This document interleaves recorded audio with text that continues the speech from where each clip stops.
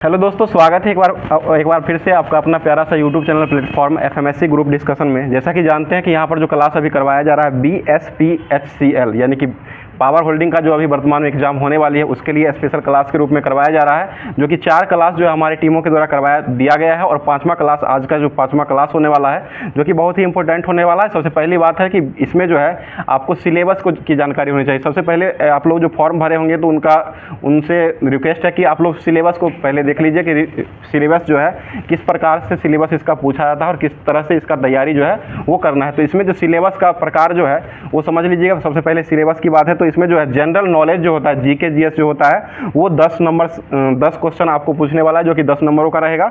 उसके बाद जो है रीजनिंग का क्वेश्चन आएगा, रीजनिंग जो कि लॉजिक रीजनिंग रहेगा, जो कि इसमें भी 10 क्वेश्चन रहेगा और 10 नंबर का ये भी क्वेश्चन मिलने वाला है। उसके बाद हिंदी रहेगा, जो कि हिंदी का जो क्वेश्चन लैंग्वेज पेपर जो रहेगा उसमें भी आपको 10 क्वेश्चन मिलेगा और ये भी 10 नंबर का रहेगा। उसके बाद इंग्लिश रहेगा, जनरल इंग्लिश रहता है, वो भी 5 क्वेश्चन मिलेगा आपको और 5 नंबर का भी ये क्वेश्चन होने वाला है। उसके बाद जो है कंप्यूटर बेसिक कंप्यूटर नॉलेज जो है ये आपको 15 नंबर का होने वाला है और 15 क्वेश्चन ये होने वाला है। उसके बाद जो आपको ट्रेड थ्योरी से जो क्वेश्चन रहता है उससे आपको 50 क्वेश्चन मिलने वाला है। टोटल क्वेश्चन जो है 100 क्वेश्चनों का इसमें सिलेबस दिया हुआ है और 100 क्वेश्चनों में आप लोग को मार्क जो है 100 नंबरों का मार्क रहता है और इसमें निगेटिव मार्क नहीं होता है। इसको ध्यान रखिएगा, निगेटिव नहीं होता है, सारे क्वेश्चनों को सॉल्व करना रहता है और सभी क्वेश्चनों को सॉल्व करके उसके बाद इसका मेरिट के रूप में बनाया जाता है। जिस तरह से ऊपर से जिसका रैंक आता है उसी अनुसार से बनाया जाता है। तो हमारी टीमों के द्वारा अभी तक 4 क्लासों को समाप्त करवा दिया गया है। इसमें आप लोग का बहुत ही अच्छा रिस्पॉन्स भी आ रहा है और साथ साथ बहुत ही अच्छे से तैयारी भी कर रहे हैं और आप लोग का कमेंट भी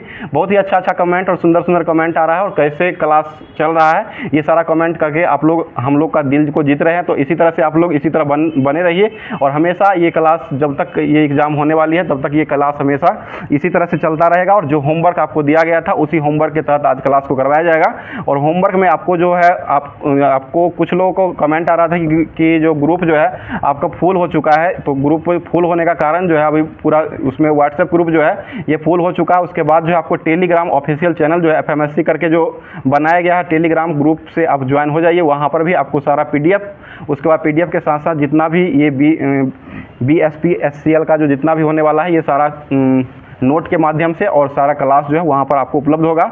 और साथ साथ उसमें जो है अब आप कुछ दिन के बाद जो अपडेट किया जाएगा और उसमें आप लोग को टेस्ट के माध्यम से क्वेश्चन भी करवाया जाएगा। तो ये भी ध्यान रखिएगा कि कुछ दिन के बाद जो है ये हमारी टीम के द्वारा सुलभ किया जा रहा है कि उसमें जो है क्वेश्चन दे करके उसके बाद क्वेश्चन जिस तरह से आप लोग मॉक टेस्ट लगाते हैं उसी तरह से आप लोग टेस्ट भी लगाएंगे कुछ दिन के बाद, जो कि ये काम जो है हमारी टीमों के द्वारा किया जा रहा है और कुछ दिन के बाद ये अपडेट हो जाएगा।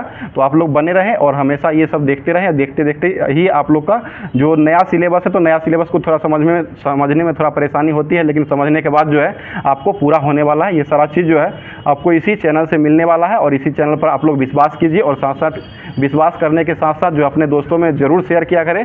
और शेयर करने के साथ साथ जो है इस पर जो भी क्वेश्चन किया जाता है उसको सही तरीके से देखिए और जहाँ पर जो त्रुटि होती है उसका कमेंट करके और कमेंट बॉक्स में आपका अपना कमेंट जरूर दिया कीजिए। तो स्टार्ट करेंगे। आज का क्वेश्चन हो जाएगा, जो कि क्वेश्चन जो है सबसे पहले जो है आपको होमवर्क में आज दिया गया था, कंप्यूटर का दिया गया था, उसके बाद जो है ट्रेड थ्योरी का दिया गया था। तो सबसे पहले कंप्यूटर का जो देख लेते, जो होमवर्क दिया गया था वो कंप्यूटर से आज करवाते हैं। तो कंप्यूटर से सबसे पहले जो हो जाएगा, तो कंप्यूटर की बात है तो सबसे पहले कंप्यूटर का खोज जो किया गया था वो सबसे पहली बार कंप्यूटर का खोज जो हुआ था आधुनिक कंप्यूटर का वो कब किया गया था? ठीक है, 1946 में आधुनिक कंप्यूटर का खोज किया गया था। और कंप्यूटर का जनक के रूप में कौन जाने जाते हैं? चार्ल्स बेबेज को जाना जाता है और चार्ल्स बेबेज ही कंप्यूटर के जनक माने जाते थे। और कंप्यूटर जो है कंप्यूटर के क्षेत्र में जो है महान क्रांति जो आई थी वो कब आई थी? 1960 में आई थी। ठीक है, और रैम जो होता है इसका फुल फॉर्म क्या होता है? Random access memory. ठीक है, रैंडम एक्सेस मेमोरी जो है रैम का फुल फॉर्म हो जाएगा। और रैम जो है किस प्रकार का ये युक्ति है? ये प्राथमिक हो जाएगा। ठीक है, प्राथमिक हो जाएगा और अस्थाई मेमोरी से कहा है, अस्थाई कहा था। और रोम जो होता है वो अस्थाई होता है। ठीक है, बताइएगा कंप्यूटर की इनबिल्ट मेमोरी जो होता है ये कौन सा मेमोरी जो होता है उसको इनबिल्ट मेमोरी कहा जाता है? ये रोम हो जाएगा। रोम को ही इनबिल्ट मेमोरी कहा जाता है, जो कि अस्थाई मेमोरी ही इसे कहा जाता है। और इसका फुल फॉर्म क्या होता है? Random read only memory. ठीक है, रीड ओनली मेमोरी हो जाएगा। और रैम जो होता है इसका फुल फॉर्म जो होता है वो रैंडम एक्सेस मेमोरी हो जाएगा। ठीक है, अगला क्वेश्चन बता दीजिएगा, निर्माण प्रक्रिया में किस मेमोरी चिप का प्रयोग किया जाता है? निर्माण प्रक्रिया जो होता है इसमें किस मेमोरी की चिप का प्रयोग किया जाता है? ये रोम का प्रयोग किया जाता है। रोम का ही उपयोग करके ये निर्माण प्रक्रिया में चिप का प्रयोग किया जाता है। आगे क्वेश्चन बताइए, वह डाटा जो मेमोरी के निर्माण के समय ही रिकॉर्ड किया जाता है और प्रयोक्ता परिवर्तित या मिटा नहीं सकता है, ये क्या कहलाता है? ये केवल रीड में होता है, केवल रीड करके ही ये किया जाता है। आगे क्वेश्चन बता दीजिएगा, एक प्रकार का फ्लैश मेमोरी जो है, फ्लैश मेमोरी जो होता है उसको क्या कहा जाता है? किसको एक प्रकार का फ्लैश मेमोरी कहा जाता है? ये EEP रोम होता है। EEP रोम जो होता है इसको फ्लैश मेमोरी के नाम से जाना जाता है। बताइए, कंप्यूटर चिप्स का मुख्य प्रकार जो है ये कौन कौन सा मुख्य प्रकार होता है? ये प्राइमरी मेमोरी चिप्स हो जाएगा और एक माइक्रो प्रोसेसर चिप होता है। ये दोनों जो होता है ये कंप्यूटर चिप्स का मुख्य प्रकार हो जाएगा। आगे बता दीजिए, गति भेद को समायोजित करने के लिए प्रयुक्त बफर जो होता है उसको क्या कहा जाता है? ये कैश कहा जाता है, कैश हो जाएगा। और कैश मेमोरी भी होता है जो कि सबसे ये जो होता है तेज, यही ना होता है, सबसे तेज मेमोरी कैश मेमोरी होता है। उसके बाद बताइए, सॉफ्टवेयर जो होता है वो क्या, ये एक प्रकार कैसी युक्ति है? इसको छू सकते हैं या नहीं छू सकते हैं? इसको नहीं छू सकते हैं। सिर्फ हार्डवेयर जो होता है, जैसे मोबाइल फ़ोन हुआ या कोई भी इलेक्ट्रॉनिक सामान हुआ, उसको क्या कहते हैं? तो हार्डवेयर कहा जाता है। और सॉफ्टवेयर जो होता है वो मोबाइल कंपनी हो या कोई भी लैपटॉप हो, ये सभी को चलाने के लिए जो यूज, जैसे सॉफ्टवेयर डाटा का जो यूज करके किया जाता है उसको सॉफ्टवेयर बोला जाता है। और आधुनिक कंप्यूटर में मुख्यतः जो प्रयोग किया गया था वो किसका प्रयोग किया गया था? ये आधुनिक कंप्यूटर जो होता है इसमें मल्टी प्रोग्रामिंग ऑपरेटिंग सिस्टम का प्रयोग जो है ये आधुनिक कंप्यूटर में मुख्यतः किया गया था। आगे क्वेश्चन बताइएगा, मल्टी प्रोग्रामिंग ऑपरेटिंग सिस्टम जिसके साथ कोई प्रोग्राम चलाए जा सकते हैं उसको क्या कहा जाता है? इसको जो है लिनक्स कहा जाता है। लिनक्स हो जाएगा, लाइनेक्स। अगला क्वेश्चन बताइए, सी भाषा जो होता है, सी भाषा में लिखने वाला जो ऑपरेटिंग सिस्टम होता है उसको क्या कहा जाता है? ये यूनिक्स के नाम से जाना जाता है। सी भाषा में जो लिखने का जो ऑपरेटिंग सिस्टम जो होता है वो यूनिक्स के नाम से जाना जाता है। आगे क्वेश्चन हो जाएगा, लाइनेक्स का नाम और उसके खोजकर्ता जो है वो किसके नाम पर पड़ा हुआ था? वो लिनक्स के नाम पर पड़ा हुआ था और इसका पूरा नाम जो हो जाएगा लिनियस टोरवेलिड्स, इसका लाइनेक्स का खोजकर्ता का पूरा नाम हो जाएगा। अगला क्वेश्चन बताइएगा, कंप्यूटर इंट्रोडक्शन लिखने में जो प्रोसेसर का काम जो करता है वो किसके द्वारा किया जाता है? प्रोसेसर का काम जो करता है वो कोडिंग के द्वारा किया जाता है, कोडिंग ही इसका करता है। अगला क्वेश्चन हो जाए, कंप्यूटर से जुड़ी हुई सभी डिवाइसे जो डाटा के इनपुट और आउटपुट के लिए प्रयुक्त में शामिल किया जाता है उसको क्या कहा जाता है? तो उसको हार्डवेयर कहा जाता है। आगे क्वेश्चन हो जाएगा, कंप्यूटर सिस्टम का वह भाग जिसको कोई छू नहीं सकता, इसको क्या कहते हैं? इसे सॉफ्टवेयर कहा जाता है। ठीक है। और कमांड का संपन्न करने की प्रक्रिया जो होता है कंप्यूटर में उसको क्या कहा जाता है? तो एग्जीक्यूटिंग कहा जाता है। एग्जीक्यूटिंग जो होता है ये कमांड को संपन्न करने की प्रक्रिया जो होता है उसको एग्जीक्यूटिंग कहा जाता है।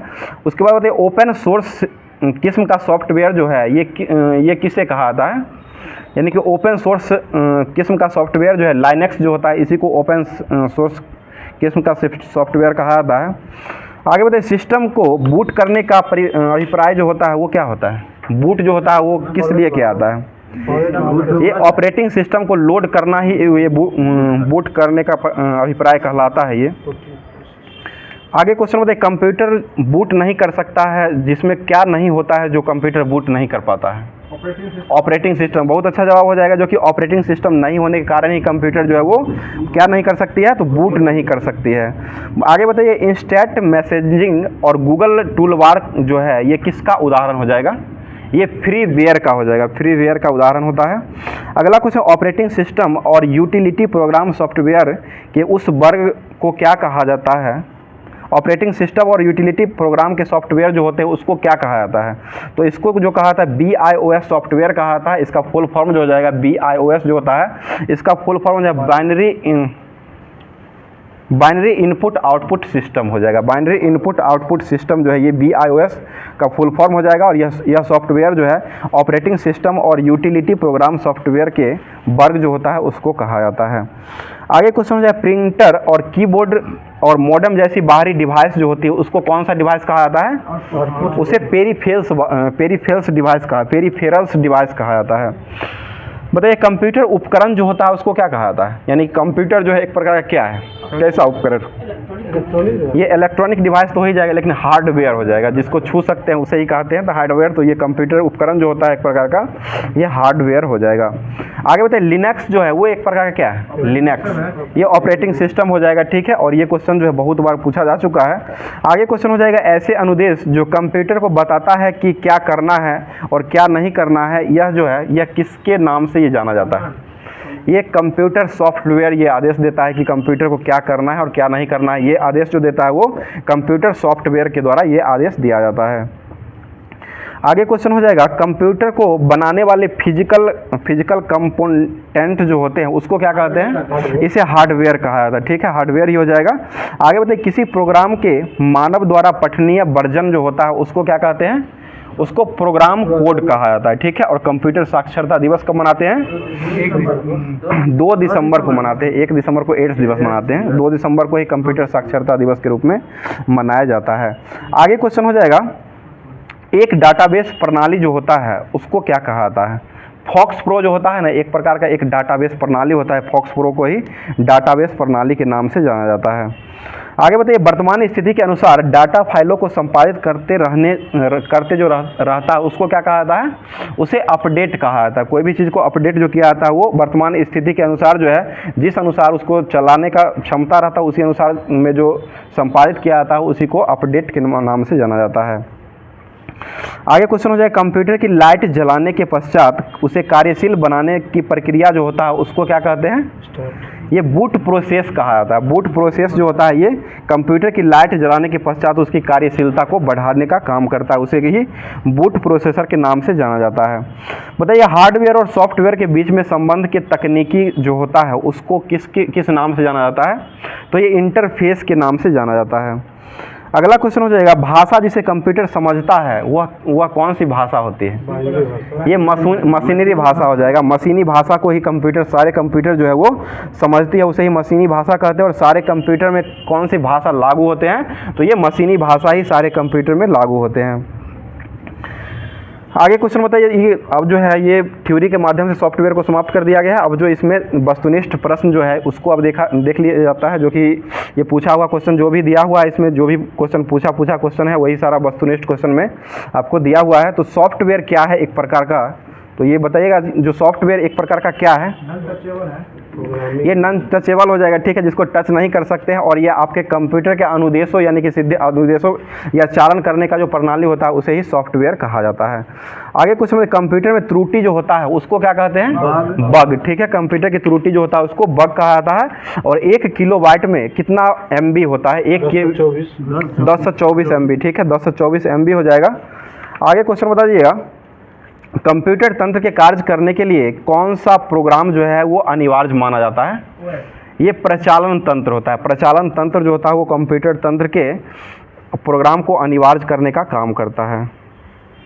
आगे क्वेश्चन बताइएगा एक ऐसा जटिल सॉफ्टवेयर कौन सा है जो हार्डवेयर संसाधनों और कंप्यूटर प्रणाली की कार्यात्मकता और व्यवस्था के लिए जिम्मेदार होता है? उसे क्या कहते हैं? उसे ऑपरेटिंग सिस्टम बोला जाता है, ठीक है। बताइए विंडोज 10 जो है वो एक प्रकार क्या है? विंडोज 7, विंडोज 10 जो होता है ये सभी जो है एक प्रकार का ऑपरेटिंग सिस्टम हो जाएगा। इसी के माध्यम से कंप्यूटर को चलाया जाता है। अगला क्वेश्चन डॉस जो होता है उसका फुल फॉर्म क्या होता है? डिस्क ऑपरेटिंग सिस्टम, ठीक है। डिस्क ऑपरेटिंग सिस्टम जो हो जाएगा डॉस का फुल फॉर्म हो जाएगा। आगे क्वेश्चन हो जाएगा कंप्यूटर को संचालित करने के लिए उसमें जो आवश्यकता होती है वो किसकी आवश्यकता होती है? ऑपरेटिंग सिस्टम का आवश्यकता होता है। ऑपरेटिंग सिस्टम से ही कंप्यूटर को संचालन करने के लिए आवश्यकता किया जाता है। बताइएगा MS DOS जो है वो एक प्रकार का क्या है? सॉफ्टवेयर। ये एक प्रकार का ऑपरेटिंग सिस्टम सॉफ्टवेयर हो जाएगा। और मैक और विंडोज ये क्या है? ये भी ऑपरेटिंग सिस्टम ही हो जाएगा। बताइए CPU जो होता है ये क्या है? इसका फुल फॉर्म क्या होता है? CPU का सेंट्रल प्रोसेसिंग यूनिट हो जाएगा। और कंप्यूटर का मस्तिष्क किसे कहते हैं? ये CPU को ही कंप्यूटर का मस्तिष्क कहा जाता है। आगे कुछ C++ जो है वो एक प्रकार का क्या है? कंप्यूटरी भाषा, ठीक है। जावा और ये सभी जो होता है ये कंप्यूटरी भाषा हो जाएगा। आगे क्वेश्चन हो जाएगा एंड्रॉयड जो है वो एक प्रकार का कौन सा सिस्टम है? एंड्रॉयड ये मोबाइल सिस्टम हो जाएगा। और ये एक प्रकार का ऑपरेटिंग सिस्टम ही हो जाएगा, ठीक है। बताइए वर्तमान में मोबाइल ऑपरेटिंग सिस्टम एंड्रॉयड का स्वामित्व जो है वो किसके पास है? ये गूगल के पास हो जाएगा, गूगल के पास ही है। और गूगल के ही वर्तमान में सीईओ जो है वो कौन है? सुंदर पिचाई। ठीक है, सुंदर पिचाई जी ही अभी वर्तमान में गूगल के सीईओ हो जाएंगे, जो कि भारतीय मूल के ही हो जाएंगे। आगे क्वेश्चन बताइएगा, जब कंप्यूटर ऑन करते हैं तो बूट रूटीन का टेस्ट करता है, यह टेस्ट जो है वो किस के द्वारा किया जाता है? ये पावर ऑन सेल्फ टेस्ट के नाम से ये जाना जाता है और यह ऑपरेटिंग सिस्टम के द्वारा ही ये किया जाता है। ठीक है, आगे बता दीजिए BIOS का फुल फॉर्म क्या होता है? Binary input output system. Binary input output system जो हो जाएगा BIOS का फुल फॉर्म हो जाएगा। और BIOS जो होता है जो PC ऑपरेटिंग सिस्टम का एक हिस्सा है और ये किस में संग्रहित रहता है? ये रोम में संग्रहित रहता है। रोम हो जाएगा। रोम कैसा मेमोरी है? अस्थाई मेमोरी। ठीक है, अस्थाई मेमोरी जो हो जाएगा वो रोम हो जाएगा। आगे बताइए, पोस्ट जो होता है कंप्यूटर के क्षेत्र में, पोस्ट जो होता है इसका फुल फॉर्म क्या होता है? पावर ऑन सेल्फ टेस्ट हो जाएगा। पावर ऑन सेल्फ टेस्ट जो है ये पोस्ट के नाम से ये पूरा जाना जाता है। बताइए कंप्यूटर का क्या आवश्यक होना चाहिए कि वह बूट हो सके? Operating system. ठीक है, OS ऑपरेटिंग सिस्टम ही होता है जो कि कंप्यूटर को बूट करने में मदद करता है। यही बूट करने का कारण जो हो जाएगा ये ऑपरेटिंग सिस्टम हो जाएगा। अगला क्वेश्चन बताइए, जब कंप्यूटर का स्विच ऑन किया जाता है तथा ऑपरेटिंग सिस्टम हार्ड डिस्क से मेन मेमोरी में लोड हो जाता है तो यह प्रक्रिया जो होता है इसको क्या कहते हैं? ये बूटिंग प्रक्रिया। ठीक है, बूटिंग प्रक्रिया हो जाएगा और बूटिंग एक प्रकार का ऑपरेटिंग सिस्टम का ही कार्य हो जाएगा। ठीक है, आगे क्वेश्चन बताइए, वह कौन सा ऑपरेटिंग सिस्टम है जो डिवाइस को स्वतः पूर्ण और रोम में रहता है? तो ये एम्बेडेड ऑपरेटिंग सिस्टम हो जाएगा। एम्बेडेड ऑपरेटिंग सिस्टम हो जाएगा। आगे बताइए, मल्टीटास्किंग प्रणाली विशेष रूप से किसे संदर्भित करता है? वह एक प्रकार का अधिक प्रक्रिया के द्वारा ये कंप्यूटर में चलाने का काम करता है। तो कंप्यूटर का जितना भी आज होमवर्क में दिया गया था वो सारे होमवर्क को करवा दिया गया है। अब जो है ट्रेड थ्योरी का जो होमवर्क के रूप में आपको दिया गया था, जो कि होमवर्क में आपको PDF के माध्यम से मिल गया होगा। PDF जो है आपको टेलीग्राम और व्हाट्सएप ग्रुप दोनों जगह पर मिलता है, वहाँ से आप लोग ज्वाइन करके उसको देख सकते हैं। उसके बाद क्लास जब 11 बजे लाइव होता है उस समय आप क्लास देख करके उसके बाद पूरा इससे समझ सकते हैं। तो स्टार्ट करते हैं। अब जो है जो दिया गया था ऑब्जेक्टिव और सब्जेक्टिव दोनों दिया गया था, तो पहले सब्जेक्टिव देख लेते हैं, उसके बाद जो है ऑब्जेक्टिव का ये पूरा थ्योरी के माध्यम से देखा जाएगा। बताइए क्वेश्चन हो जाएगा, विद्युत कक्ष जो होता है, विद्युत कक्ष तापक में जो होता है वो कितने प्रकार की कुंडली का उपयोग किया जाता है? ये 4 प्रकार की कुंडली का उपयोग किया जाता है। कल जो था 2 था, आज जो है 4 शुरू हो रहा है। तो विद्युत कक्ष का तापक जो होता है वो 4 कुंडली ताप का प्रयोग किया जाता है इसमें। और ये चारों कुंडली जो होता है वो किस क्रम में जुड़ा हुआ रहता है? ये समांतर क्रम में रहता है। आज से पहले सारा था श्रेणी क्रम में और आज से स्टार्ट हो रहा है तो ये समांतर क्रम में हो जाएगा। समांतर क्रम में जो जोड़ा जाता है प्रतिरोध को, उसको प्रतिरोध जोड़ने का सृजन जो होता है वो किस मतलब कैसे होता है उसका? ये 1/R1 बराबर जो होता है 1/R बराबर जो होता है 1/R1 होता है plus 1/R2 plus 1/R3 plus dot n तक रहता है। जहाँ तक जितना उसमें प्रतिरोध जोड़िएगा उतना जोड़ सकते हैं। और श्रेणी क्रम में यही जो रहता है वो R बराबर जो होता है वो R1 plus R2 plus R3 dot करके R पावर n तक रहता है। आगे क्वेश्चन बताइए, विद्युत वेल्डिंग मशीन जो होता है इसमें जो प्रयोग किया जाता है किस विभेदक का उपयोग किया जाता है? इसमें DC विभेदक का प्रयोग किया जाता है। और DC विभेदक जो होता है ये इसे संयुक्त रूप से ये बिल्डिंग के मशीन में ये कार्य किया जाता है। बताइए, घरेलू विद्युत ओवन जो होता है वो किस पर नियंत्रित रहता है? ये ताप पर नियंत्रित रहता है। थर्मोस्टेट या ताप क्रम के द्वारा ये नियंत्रित किया जाता है। बताइए, टेस्टर जो होता है जिससे आप लोग जो स्विच जो रहता है वह बिजली को उसमें इंकित करने या चेक करने के लिए उसको जो उपयोग किया जाता है, तो टेस्टर जो होता है उसमें इलेक्ट्रिक धारा का उपयोग किया जाता है। इसमें किस प्रभाव का उपयोग किया जाता है? ये हो जाएगा उष्मीय प्रभाव पर काम करता है। उष्मीय प्रभाव या तापीय इसी पर काम करता है। और यह टेस्टर जो होता है ये विद्युत में विद्युत जो होता है इसको पता लगाने या उसको जांच करने के लिए उपयोग किया जाता है। आगे क्वेश्चन हो जाएगा, बताइएगा, आपको एक पंखा लैंप परिवर्तित करना है और ऐसे मामलों को सुरक्षित करना है तो सुरक्षित जो किया जाता है वो किस माध्यम से किया जाता है? ये स्विच के माध्यम से किया जाता है। स्विच के माध्यम से अगर स्विच को ऑन करते हैं तो पंखा चलने लगता है और अगर ऑफ करते हैं स्विच को तो ये पंखा जो होता है वो मुख्यतः स्विच बंद करने से बंद हो जाता है। आगे क्वेश्चन हो जाएगा, विद्युत जल जो होता है, विद्युत जल तापक का संयोजक जो होता है वह किसके अनुसार ये दिया जाता है? ये ISI के द्वारा ये दिया जाता है। और विद्युत ISI के अनुसार जो होता है ये विद्युत प्रतिरोध जो होता है कितना किलो ओम होना चाहिए इसका? तो ये 1.01 किलो ओम होना चाहिए इसमें। आगे क्वेश्चन हो जाएगी, एकल तंतु वाले विद्युत तापक जो होता है इसकी तापन सीमा जो होता है वो कहाँ से कहाँ तक रहती है? तो ये 750 डिग्री सेंटीग्रेड से लेकर के और 900 डिग्री सेंटीग्रेड तक एकल तंतु में रहता है। अगला क्वेश्चन होता है, विद्युत पादक में प्रयुक्त उष्मारोधी यानी कि अचालक का काम जो करता है वो कौन सा, किसके द्वारा किया जाता है? ये माइका या चीनी मिट्टी के द्वारा किया था। चीनी मिट्टी या माइका का भी उपयोग किया जाता है इसमें। अगला क्वेश्चन होता है, स्वचालित विद्युत इस्त्री जो होता है इसमें ताप का नियंत्रण जो किया जाता है वो किस प्रक्रिया के द्वारा किया जाता है? ये थर्मोडायनामिक्स के द्वारा किया जाता है, जो कि ताप थर्मोस्टेट के द्वारा ही ताप को नियंत्रित किया जाता है, जो कि ये स्वचालित विद्युत इस्त्री यानी कि आयरन करने वाला जो मशीन जो होता है इसमें जो है युक्ति का प्रयोग जो किया जाता है वो थर्मोस्टेट का उपयोग किया जाता है। अगला क्वेश्चन हो जाएगा, यदि किसी कार्यरत छत के पंखे के संधारित्र को एक संयोजक से खोल दिया जाता है तो पंखा जो है वो क्या हो जाता है? पंखा जो है एक बार रुक जाता है और रुक जाने के बाद पुनः फिर से ये चालू होने लगता है, चालू नहीं होता है। एक बार रुक जाने के बाद जो है पुनः फिर से चालू नहीं होता है। यदि किसी कार्यरत छत के पंखे को संधारित्र को एक संयोजक खोल दिया जाता है तो इसमें जो है पंखा रुक जाएगा और दोबारा पंखा जो है ये नहीं चालू होगा। अगला क्वेश्चन है, यदि कोई मेज पर पंखा गति नियंत्रित नॉब को अप्रभावित करता है तो उसका रेगुलेटर जो है वो किस प्रकार की प्रक्रिया करता है?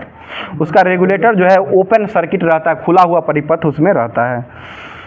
आगे क्वेश्चन हो जाएगा, यदि कोई मेज पर पंखा जो है धीरे धीरे चलता है और गर्म हो जाता है तो उसमें जो है कौन सा दोष होने लगता है?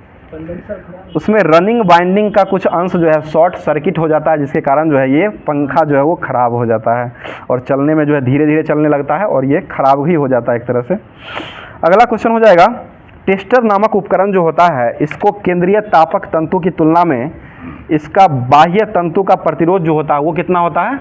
उसका बाह्य अंदर का जो प्रतिरोध होता है वो बाह्य प्रतिरोध का तुलना में जो है ये आधा होता है।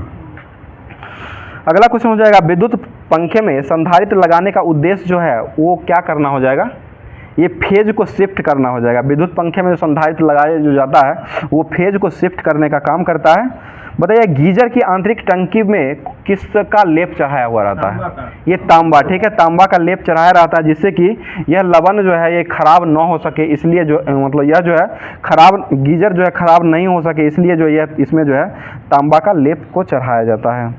बताइए, यदि किसी वॉशिंग मशीन का बेल्ट को अगर ढीला छोड़ दिया जाता है तो इसमें क्या नहीं होगा? इसमें घूर्णन नहीं होगा, केवल प्लेसेंटर होगा और इसमें जो है घूर्णन क्रिया जो है वो नहीं होगा। इसके कारण जो है मोटर नहीं चलेगा और ये जो है वॉशिंग मशीन का काम नहीं कर पाएगा। और वॉशिंग मशीन जो होता है वो किस सिद्धांत पर काम करता है? तो अब ये अपकेंद्रीय बल के सिद्धांत पर कार्य करता है।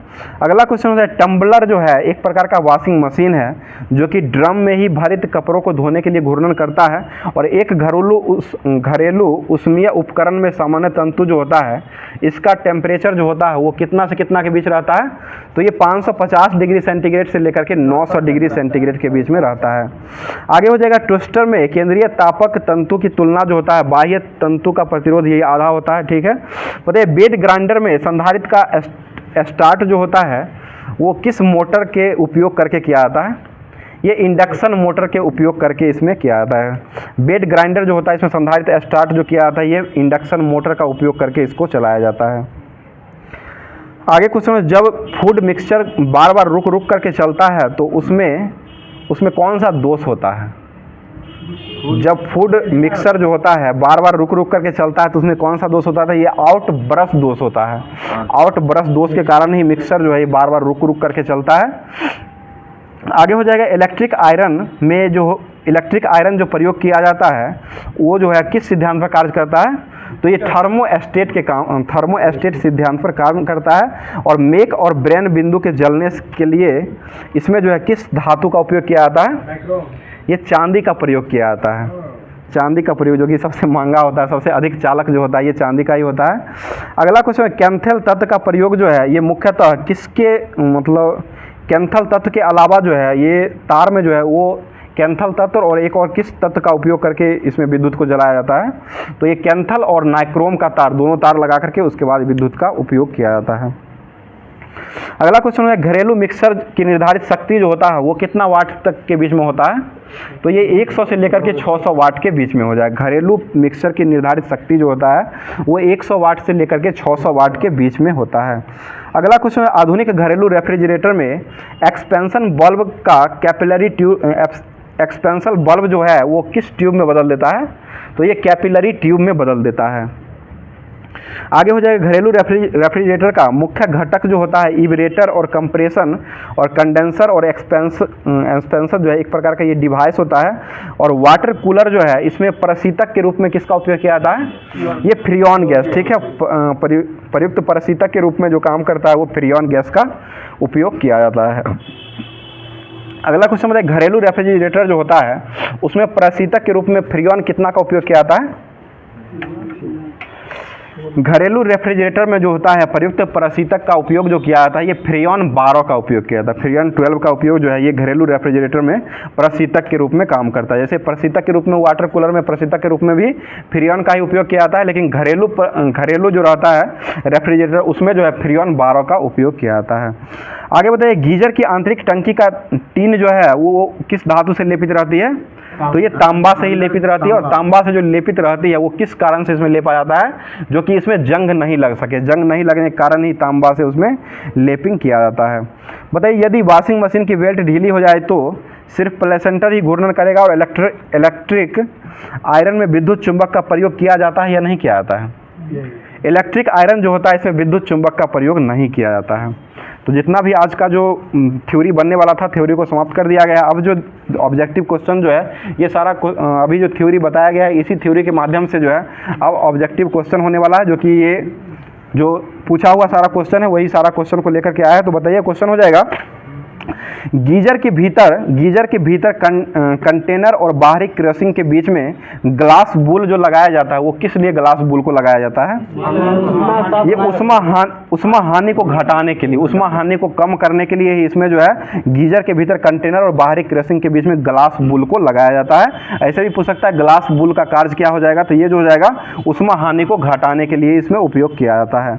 अगला क्वेश्चन होता है स्टीम आयरन में प्रयोग हीटिंग एलिमेंट जो होता है, हीटिंग एलिमेंट का काम जो होता है वो क्या होता है?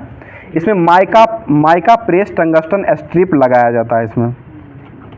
अगला क्वेश्चन हो जाएगा द्विधात्विक स्ट्रिप के लिए तापमान सेटिंग जो होता है वो किसके द्वारा बदल दी जा सकती है? ये हीटिंग एलिमेंट को दूर तथा नज़दीक लेकर के ये बदल दिया जा सकता है। आगे क्वेश्चन है विद्युत प्रेस में प्रयुक्त होने वाली इंसुलेशन पदार्थ जो होता है वो कौन होता है? ये माइका होता है। उसी से जो है उसमें जो है करंट उत्पन्न नहीं होता है, इसलिए इसको इंसुलेशन का पदार्थ के रूप में कार्य किया जाता है। आगे क्वेश्चन हो जाए विद्युत संबंधित कार्य करते समय किसमें बिजली का झटका इलेक्ट्रिक शॉक लगाने की आशंका नहीं होती है? ये सूखा लकड़ी जो होता है उसमें आशंका इसमें नहीं होती है, क्योंकि सूखा लकड़ी जो होता है वो विद्युत का कुचालक होता है और इसमें विद्युत नहीं जा सकता है। बताइए एक इलेक्ट्रिक स्टोव संचालित करने के लिए आवश्यक आवृत्ति जो होता है वो कितना हर्ट्ज रहता है स्टोव का? 50 हर्ट्ज, ठीक है, 50 हर्ट्ज ही इलेक्ट्रिक स्टोव जो होता है इसमें संचालित करने के लिए आवश्यक आवृत्ति का उपयोग किया जाता है। अगला क्वेश्चन हो जाएगा एक इलेक्ट्रिक ओवन में थर्मोस्टेट का कार्य जो होता है, थर्मोस्टेट का मुख्यतः कार्य जो होता है वो क्या होता है? ये ताप को नियंत्रित करना, ठीक है, ताप को नियंत्रित करना ही किसका काम हो जाएगा? तो थर्मोस्टेट का काम हो जाएगा। और ताप का ऐसा मात्रक जो होता है वो क्या होता है? ये केल्विन में हो जाएगा, ठीक है। अगला क्वेश्चन हो जाएगा एक स्वचालित विद्युत प्रेस के तापन का नियंत्रण अवयव जो होता है उसको क्या कहते हैं? उसको भी थर्मोस्टेट ही कहा जाता है, थर्मोस्टेट ही हो जाएगा। अगला क्वेश्चन हो जाएगा हर उपकरण को पानी वाटर यानी कि हीटर में कमीशनिंग नियुक्तिकरण अथवा अधिष्ठापन के लिए इंसुलेशन प्रतिरोध से कम नहीं होना चाहिए। तो वो कितना इंसुलेशन से कम नहीं होना चाहिए? तो 1 मेगा ओम से कम नहीं होना चाहिए। अगला क्वेश्चन है किसका प्रयोग करके इलेक्ट्रिक केतली की ताप इकाई के रूप में किया जाता है? तो ये धातु के ट्यूब मेटल से कंसील्ड वायर करके उसके बाद जो है इसका इलेक्ट्रिक केतली की ताप की इकाई के रूप में किया जाता है। और इलेक्ट्रिक केतली जो होता है वो जो गर्म होता है, किस विधि द्वारा गर्म होता है? तो संवहन, ठीक है, संवहन विधि के द्वारा ही इलेक्ट्रिक केतली जो है ये गर्म होता है। आगे हो जाए, घरेलू ग्राहकों को सिंगल फेज आपूर्ति वोल्टेज जो प्रदान किया जाता है उसमें कितना वोल्टेज का प्रदान किया जाता है? 230 वोल्ट रहता है, ठीक है। 230 वोल्ट का उपयोग जो है घरेलू ग्राहकों को सिंगल फेज जो एक तार वाला पोल से जो एक तार खींच करके दिया जाता है उसमें जो 230 वोल्ट का उपयोग वोल्टेज प्रदान किया जाता है। अगला क्वेश्चन हो जाएगा, एक इलेक्ट्रिक आयरन के तापमान को नियंत्रित करने की प्रक्रिया जो होता है, यह प्रक्रिया का उपयोग जो किया जाता है यह किस धात्विक पत्ती में किया जाता है? तो ये द्विधात्विक पत्ती में किया जाता है। द्विधात्विक पत्ती जो होता है उसमें जो है इलेक्ट्रिक आयरन के तापमान को नियंत्रित करने के लिए उपयोग किया जाता है इसी में। अगला क्वेश्चन हो जाएगा, चलित स्त्री इलेक्ट्रिक आयरन में कुंडली कॉइल से बेस की प्लेट तक उष्मा का स्थानांतरण जो होता है वह किस विधि द्वारा होता है? ये चालन विधि द्वारा ही होता है, ठीक है। चालन विधि के द्वारा ही ये स्थानांतरण एक कॉइल से बेस की प्लेट की उष्मा का स्थानांतरित करने की विधि जो होता है ये चालन विधि के द्वारा ही किया जाता है। अगला हो जाएगा, एक टेस्टर का तापमान एलिमेंट जो होता है उसमें जो तार लगाया जाता है, टेस्टर में जो तार देखते होंगे काला रंग का जो लगाया जाता है वह तार जो होता है वो किस धातु का तार लगाया रहता है? तो ये नाइक्रोम, ठीक है, नाइक्रोम का ही तार इसमें लगाया जाता है। अगला हो जाएगा, एक विद्युत चलित स्त्री यानी कि इलेक्ट्रिक आयरन जो होता है, इलेक्ट्रिक आयरन जो होता है उसकी बेस में प्लेट तली में उष्मा जो है वो किस प्रकार के वितरित होती है? ये चालन के माध्यम से होती है। चालन के माध्यम से ही विद्युत केतली में जो इलेक्ट्रिक आयरन जो होता है इसमें इसकी तली जो है उष्मा का विसर्जन जो करता है वो चालन के द्वारा ही किया जाता है। अगला क्वेश्चन हो जाएगा, तो न्यूमेरिकल दिया हुआ है, 1000 वाट का बल्ब है 200 वोल्ट का, इसको गुना कर दीजिए kWh बटे 1000 करके इसको निकाल सकते हैं, जिससे इसे आपको 1000 से भाग देने के बाद इसको रेटिंग आपका निकल जाएगा कितना मतलब इसका चार्ज होगा। आगे क्वेश्चन मुझे आपको एक ऐसी विद्युत तापक की जांच करनी है जो गर्म नहीं होता है और आपने पता लगाया है कि पूर्ति सर्किट के अनुरूप स्विच में कोई खराबी नहीं होती है, तो इस दोष को दूर करने के लिए आप जो है कौन सा कदम उठाएंगे? तो इसको दूर करने के लिए जो है तापक को पूरा खोल करके सभी पुर्जों को जांच करना पड़ेगा और उसमें जो खराबी होगा उसको जांच करके उसके बाद उसको निकाल कर उसके बाद फिर से इसको लगा करके स्वचालित बनाया जा सकता है। आगे क्वेश्चन हो जाए, एक नए थर्मोस्टेट स्विच का प्रतिरोध जो है वो कितना मतलब क्या होना चाहिए उसका? ये किलो ओम में होना चाहिए। किलो ओम में थर्मोस्टेट का स्विच का प्रतिरोध जो होता है वो किलो ओम में ही होता है और प्रतिरोध का ऐसा मात्र क्या होता है? ओम मीटर। ठीक, प्रतिरोधकता का ओम मीटर होता है, ऐसे प्रतिरोध का जो होता है सिर्फ ओम ही होता है। आगे बताइए, आपको एक पंखा लैंप परिवर्तित करना है, ऐसे मामलों में सबसे सुरक्षित मार्ग जो है वो क्या होता है? तो सबसे पहले जो है पंखा को अगर कोई खराबी आती है तो उसमें सबसे पहले क्या करते हैं? स्विच को हटाते हैं। पहले प्लग से जो मेन स्विच होता है उस स्विच को पूर्णतः बंद करते हैं, उसके बाद जो उसकी खराबी जो होती है उसको जांच करके और उसके बाद उसमें जो चीज़ गड़बड़ रहता है उसको हटा करके दूसरा चीज़ लगाया जाता है। आगे क्वेश्चन हो जाए, स्टोरेज प्रकार के वाटर कूलर और इवेपोरेटर कॉइल जो होता है इसको कहाँ रखा जाता है?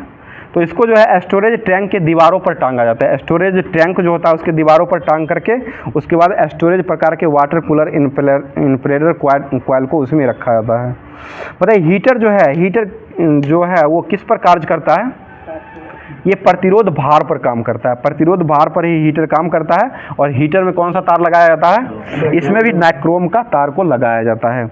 अगला क्वेश्चन बताइए, टेस्टर नामक उपकरण जो होता है उसमें केंद्रीय तापक तंतु की तुलना में बाह्य तंतु का प्रतिरोध जो होता है वो कितना होता है? ये आधा होता है। ठीक है, आधा हो जाएगा। आगे कुछ, यदि किसी वॉशिंग मशीन की बेल्ट ढीली हो जाती है तो उस पर क्या प्रभाव पड़ता है? उसका प्लेसेंटर होगा लेकिन घूर्णन जो है ये नहीं करेगा। ठीक है, घूर्णन नहीं करेगा तो वॉशिंग मशीन जो है वो सही से काम नहीं कर पाएगा। अगला क्वेश्चन हो जाएगा, चालू करने से पूर्व प्रत्येक उपकरण की विद्युत रोधी प्रतिरोध हेतु जांच करनी चाहिए और जल तापक के लिए विद्युत रोधी प्रतिरोध का मान जो है वो कितना मेगा ओम होना चाहिए? तो ये 1/2 मेगा ओम या 0.5 मेगा ओम होना चाहिए। बताइए, किसी छत पंखा का परिपथ को नियंत्रित यानी रेगुलेटर का उपयोग जो है वो क्यों किया जाता है?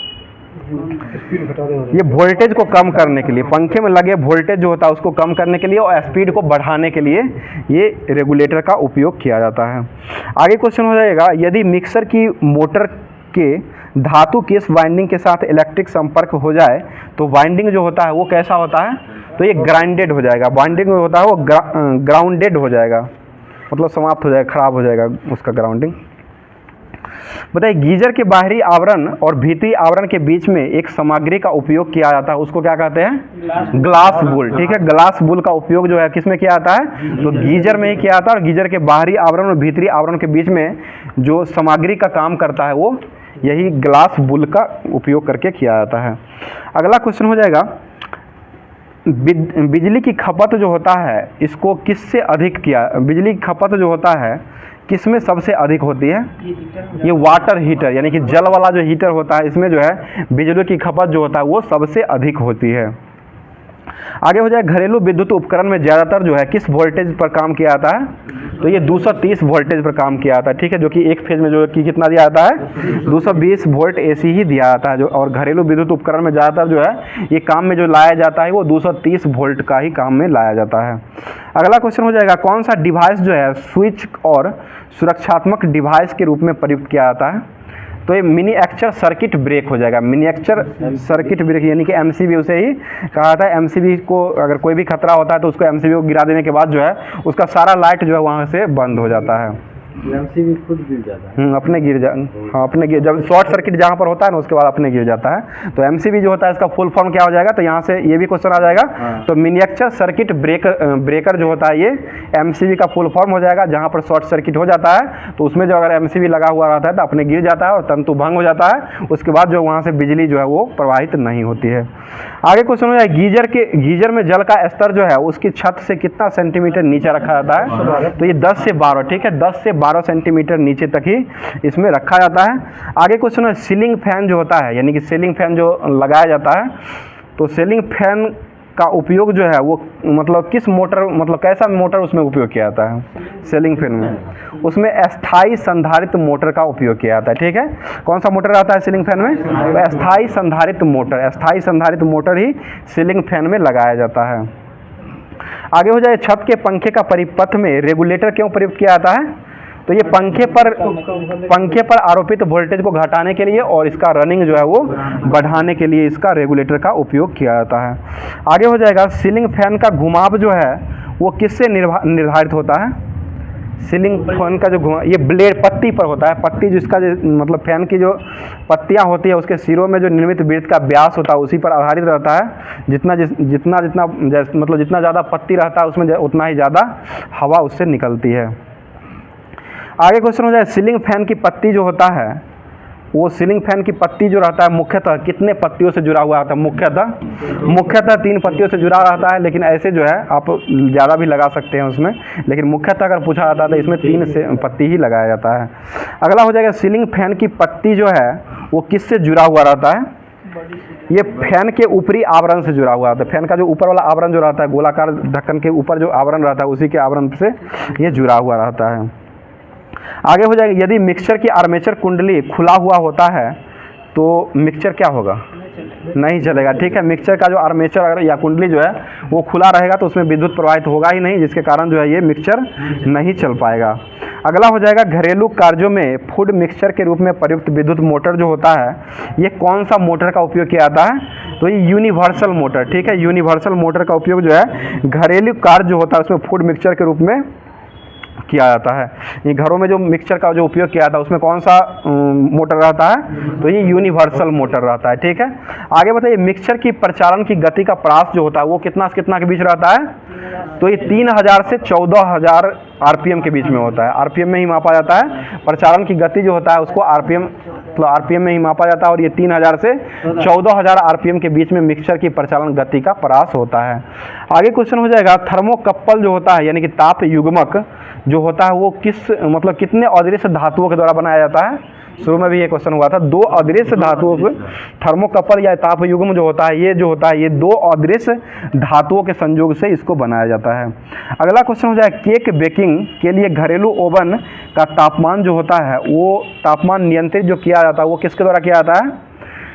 केक बेकिंग में जो किया जाता है ये थर्मोस्टेट का ही उपयोग करके ताप को नियंत्रित किया जाता है। अगला क्वेश्चन हो जाएगा दो धातु वाली पट्टियाँ जो प्रयुक्त किया जाता है वो किस में किया जाता है?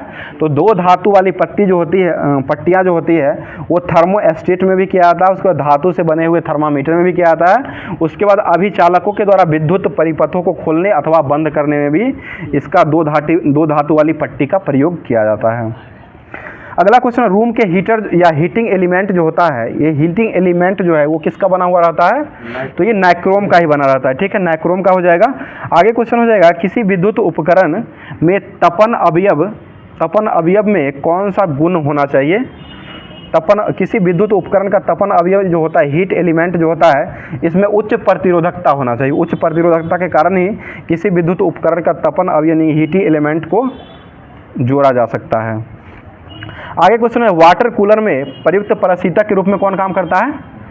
फ्रीऑन, ठीक है, फ्रीऑन के रूप में वाटर कूलर में किया जाता है। घरेलू में जो किया जाता है रेफ्रिजरेटर में, वो फ्रीऑन 12 का उपयोग किया जाता है।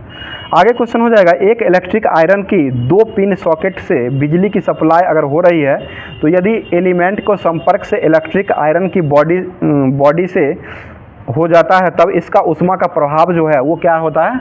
उसका प्रभाव जो है वही रहता है, बदलता नहीं है, सेम ही जैसा प्रभाव पहले रहता है उसी अनुसार से बाद में भी उसका प्रभाव रहता है।